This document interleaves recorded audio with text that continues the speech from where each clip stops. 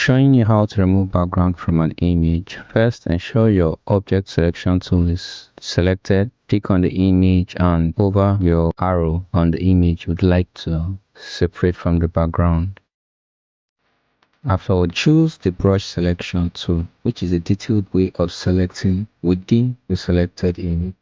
What you need to do is select the choose your brush selection tool, zoom into the image, and choose the areas you would like to select out, or you would like to add into the image or remove from the image. So the brush selection tool actually helps with specific details of what you would want to keep in your selection. Once your desired selection is complete, click on the mask layer. This is one way to remove image background using Affinity. Subscribe for more techniques on how you can best design using Affinity.